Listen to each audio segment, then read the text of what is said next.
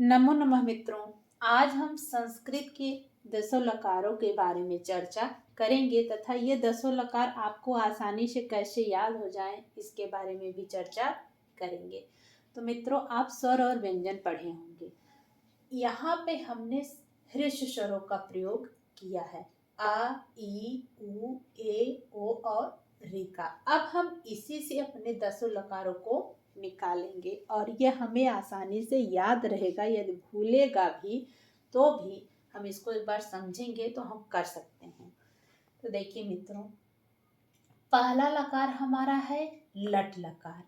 तो ल में आ की मात्रा लगी है, फिर लिट लकार, इस ल में फिर ई की मात्रा, फिर लुट लकार, ऊ की मात्रा, फिर लेट लकार, ए की मात्रा, फिर लोट लकार, ओ की मात्रा और फिर लिट लकार, री की मात्रा। इस तरह से मित्रों हमको ये लकार याद हो जाएंगे बहुत ही आसानी से। अब आगे बढ़ते हैं। यहाँ देखिए मित्रों, आपने जितने लकारों को पढ़ा इसमें ट ट, यहाँ ट और ट। अब हम आगे निकालेंगे ऐसे ही। अब अगला हमारा है, यहाँ सब तो समान है लेकिन यहाँ क्या हो गया है, अंगा।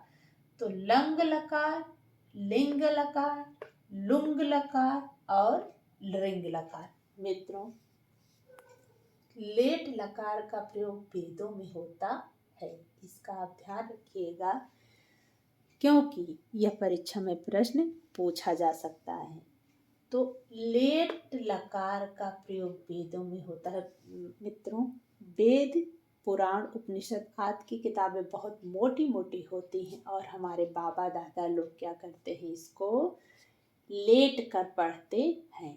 इस तरह से हम इसको ध्यान रख सकते हैं कि बाबा जी लेट कर वेद पढ़ते हैं, तो हमें यह आराम से याद रहेगा। अब मित्रों, लिंग लकार है, तो इस लिंग लकार में से हम यहाँ पे विध लिंग और आश्रय लिंग ऐसे कर लेंगे। तो अब हमारे दसों लकार इस तरह से क्लियर हो जाएंगे।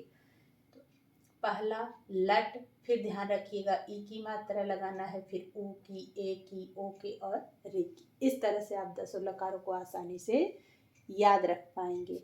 तो लट, लिट, लुट, लेट, लोट, लृट, लंग, विधिलिंग, आश्रयलिंग, लुंग और लृंग लकार। ये आपको दसों लकार हो गए। मित्रों, आप इसको इस कारिका से भी याद रख सकते हैं।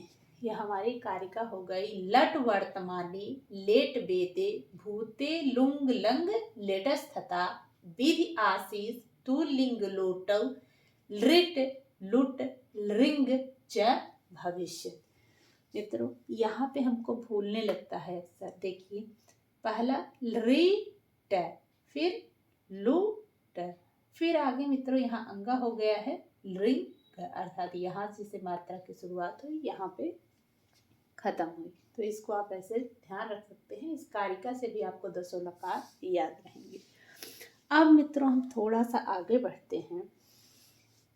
सबसे पहले हमने, आप जानते हैं, 3 काल होते हैं, भूतकाल, वर्तमान काल और भविष्य काल। तो भूतकाल बीता हुआ समय, वर्तमान काल जो इस समय चल रहा है वह, और भविष्य काल मतलब आने वाला कल। तो हमने इसी क्रम में सबको लिखा है जिससे आपको समझ में आ जाएगा आसानी से। तो सबसे पहले हमने लिखा है लुंग लकार, सामान्य अद्यतन भूतकाल। तो मित्रों, ऐसा भूतकाल, कैसा, आज का भूतकाल, अर्थात जो काम हम अभी तुरंत कर रहे हैं। हम सबसे पहले वर्तमान पर चर्चा करते हैं तो आपको और अच्छे से समझ में आएगा। लट लकार वर्तमान काल, वर्तमान काल मतलब जो कार्य हम अभी कर रहे हैं वह, अर्थात जैसे हम आपको अभी तुरंत लकार बताने का प्रयास कर रहे हैं, समझाने का प्रयास कर रहे हैं, तो यह हमारा कैसे हो जाएगा, किस काल में होगा, लट लकार में, वर्तमान काल में। अब हम आगे बढ़ते हैं लुंग लकार। तो मित्रों, लुंग लकार का प्रयोग आज का भूतकाल, भूतकाल तो होगा, अर्थात इस पठन पाठन कार्य के पहले जो कार्य हम समाप्त किए हैं उसका प्रयोग करेंगे किस लकार में? लुंग लकार में, सामान्य अद्यतन भूतकाल। जैसे हम एक सेंटेंस कहें कि मित्रों आज सुबह विद्युत नहीं थी, सुबह लाइट नहीं थी, तो ऐसे सेंटेंसों का प्रयोग जब हमको करना होगा तो हम किस लकार में करेंगे? लुंग लकार, सामान्य अद्यतन भूतकाल में। आज का ही भूतकाल है जो इसके पहले बीत गया, उसका प्रयोग। अब आगे बढ़ते हैं। लंग लकार अनद्यतन भूतकाल, अनद्यतन भूतकाल। तो आज का भूतकाल आप इसमें पढ़ें तो ऐसा भूतकाल, अनद्यतन भूतकाल में ऐसे भूतकाल का प्रयोग होगा जो आज का नहीं है। जैसे हम कह सकते हैं कि 2007 में मैंने हाई स्कूल पास किया था। इस तरह से हम जो आज का भूतकाल नहीं है और पहले का है उसको हम लंग लकार में प्रयोग करेंगे। अब आगे हमारा आता है लिट लकार परोक्ष भूतकाल, अर्थात ऐसा भूतकाल जिसकी घटना हमारे आंखों के सामने नहीं हुई है। ये तो हमको पता है कि हाँ आज के छोड़ के इसके पहले के जो भूतकाल हो गए इसका प्रयोग लंग में हो गया, लेकिन परोक्ष भूतकाल, परोक्ष जो बीत चुका है, ऐसे भूतकाल का प्रयोग हम किस लकार में करेंगे? लिट लकार में। जैसे हम कह सकते हैं कि राम ने रावण को मारा, वह बीत तो गया है, वह भूत में चला गया है, लेकिन यह घटना हमारे आंखों के सामने नहीं हुई है। तो इस कैसा प्रयोग करेंगे इस लकार में? लेट लकार में। वर्तमान काल का प्रयोग हमने पहले ही किया। अब आगे बढ़ते हैं मित्रों। अब आगे है हमारा लृट लकार, सामान्य या अद्यतन भविष्य काल। भूत और वर्तमान खत्म, अब आगे बढ़ते हैं भविष्य काल में। तो मित्रों लृट लकार सामान्य या अद्यतन भविष्य काल। तो आज का भविष्य, लिट लकार सामान्य अद्यतन भविष्य काल का मतलब आज का भविष्य काल, अर्थात जो हम आज इस पठन पाठन के कार्य के बाद जो काम हम करेंगे वो हमारा किस लकार में हो जाएगा? लिट लकार में, सामान्य या अद्यतन भविष्य काल में। जैसे हम कह सकते हैं कि आज शाम को मैं अपने गांव जाऊंगी, तो क्या प्रयोग करेंगे किस लकार का? लिट लकार का प्रयोग। अब आगे बढ़िए मित्रों। लुट लकार अनद्यतन भविष्य काल। तो आज का प्रयोग में तो लिट का प्रयोग किया, और लुट में मित्रों तो जो आज का भविष्य न हो, अर्थात कल में जो कार्य होगा उस भविष्य काल का प्रयोग हम लुट लकार में करेंगे। तो जैसे हम कह सकते हैं, इसमें हमने बताया कि आज शाम को मैं अपने गांव जाऊंगी, तो मैं इसमें कह सकती हूँ कि कल शाम को या फिर कल मैं अपने गांव जाऊंगी। तो हम किस लकार का प्रयोग करेंगे? लुट लकार का। अब आगे बढ़िए मित्रों। लोट लकार आज्ञा या निवेदन। तो लोट लकार में हम आज्ञा या निवेदनार्थक शब्दों का प्रयोग करेंगे। जैसे हम आदेश दें कि तुम जाओ, तो ऐसे में हम किस लकार का प्रयोग कर देंगे? लोट लकार में। अब देखिए आगे मित्रों, विधिलिंग लकार का प्रयोग चाहिए अर्थ में होता है। जैसे हम कहें कि तुमको पढ़ना चाहिए, तो यहाँ पे हम विधिलिंग लकार का प्रयोग कर देंगे। अब आगे आशीर्लिंग आशीर्वाद अर्थ में। तो आशीर्वाद अर्थ में जैसे हम कहें कि तुम्हारा कल्याण हो, विजयी भव, तो इस तरह से सेंटेंसों के प्रयोग के लिए आशीर्लिंग लकार का प्रयोग कर देंगे। अब अंतिम हमारा है मित्रों लिंग लकार क्रियापद शब्द सूचक, अर्थात यहाँ पे कंडीशन रख दी गई है।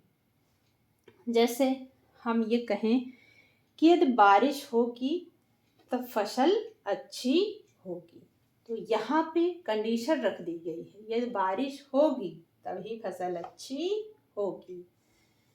तो यहाँ पे लिंग लकार का प्रयोग हो जाएगा। तो इस तरह से मित्रों हमने सभी लकारों पर थोड़ी सी चर्चा की है। अब आगे देखिए, हमने यहाँ लिखा है भूत, उसके आगे 3, अर्थात भूतकाल के लिए कितने लकारों का प्रयोग हुआ है? तो 3 लकारों का, लुंग, लंग और लृट। तो ऐसे आपसे प्रश्न पूछा जा सकता है मित्रों कि भूतकाल के लिए कितने लकारों का प्रयोग हुआ है? तो 3। और वर्तमान काल के लिए कितने का लकारों का प्रयोग हुआ है? तो 1 लट लकार। और आगे भविष्य काल के लिए कितने लकारों का प्रयोग हुआ है? तो 2 लुट और लृट। तो ऐसे आपसे प्रश्न बन सकते हैं, इसका आप ध्यान रखिएगा। और मित्रों एक प्रश्न आपसे और भी पूछा जा सकता है कि काल सूचक लकारों की संख्या कितनी है? देखिए भूतकाल में 3 लकार, भूतकाल के लिए 3 लकार, एक 3 यहाँ हो गए और 1 वर्तमान और 2 भविष्य। तो सभी क्या हैं? काल सूचक लकार हैं।